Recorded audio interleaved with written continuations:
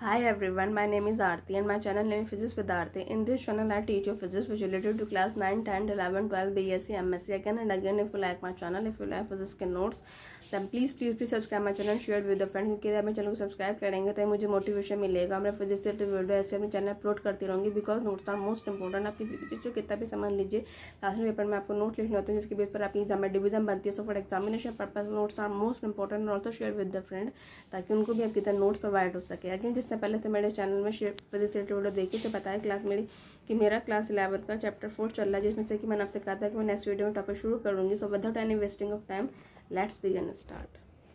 Subtraction of vector. Subtraction of vector क्या होता है? Subtraction of vector can be define से डिफाइन कर सकते हैं in term of addition of vector. Addition of vector में we define the difference of two vector A and B as the sum of two vector A and minus के B. जैसे कहने का मतलब ये है कि जैसे उसमें दोनों को प्लस किया था तो हमने दो वेक्टर लिए हैं ए प्लस और माइनस के बी, और प्लस माइनस क्या होता है? माइनस। तो ये रहा माइनस, ये बताने की कोशिश की। ये हमारी क्वेश्चन नंबर 5 हो गई। It is shown in figure H. ये रहा figure H. The vector minus के B is added to vector A, जो मैंने आपको दिखाया कि ऐड किया है पर प्लस माइनस माइनस हो गया। वेक्टर माइनस के B is added to vector A to get R2 A minus B, और the vector R1 A plus B is also shown in the same figure for comparison. देखो ठीक, comparison. Figure A में दो vector हैं ए और B, दोनों की direction same है, दोनों की डायरेक्शन अपोजिट है, और ए और माइनस बी की सेम है, लेकिन हमने क्या ले लिया? माइनस के बी। ठीक, हमने दो वेक्टर लिए ए बी, ए और ये रहा माइनस के बी, इसकी यहाँ पे क्या आ गया? माइनस के बी। अब बी में देखिए two vector A and B और माइनस के B is also Shawn.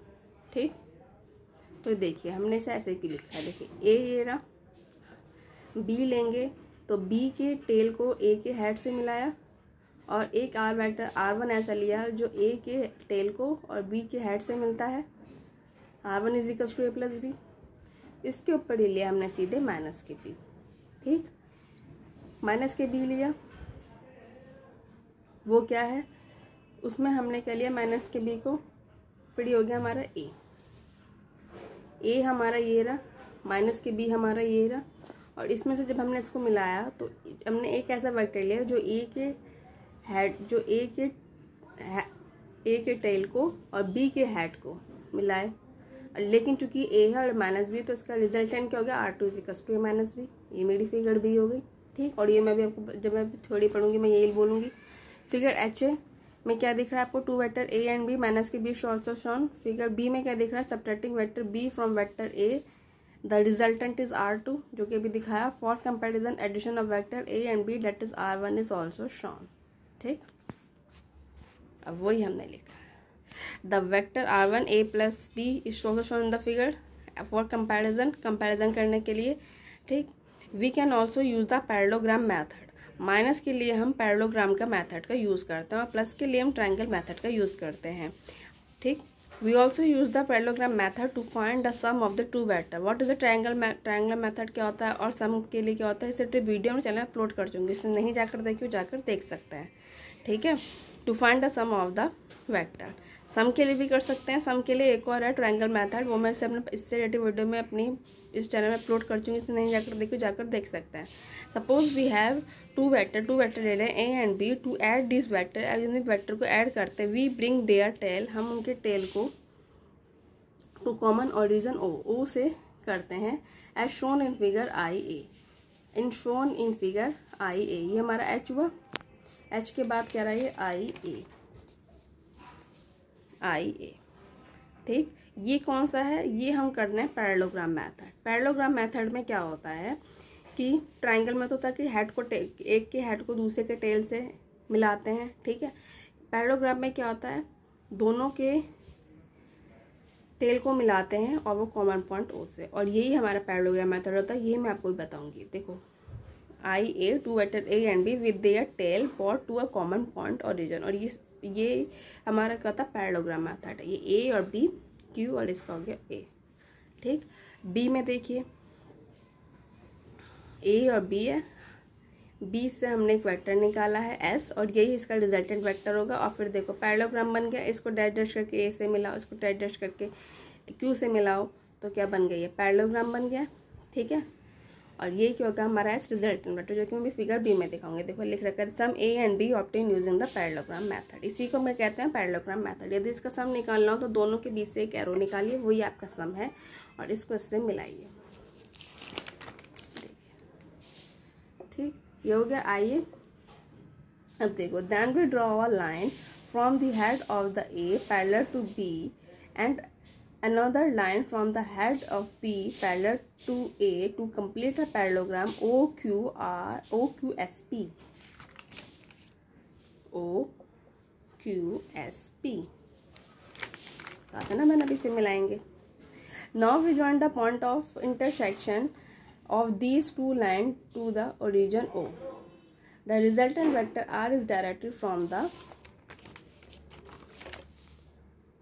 origin O along the diagonal OS। देखो क्या कह रहा है इसमें, ये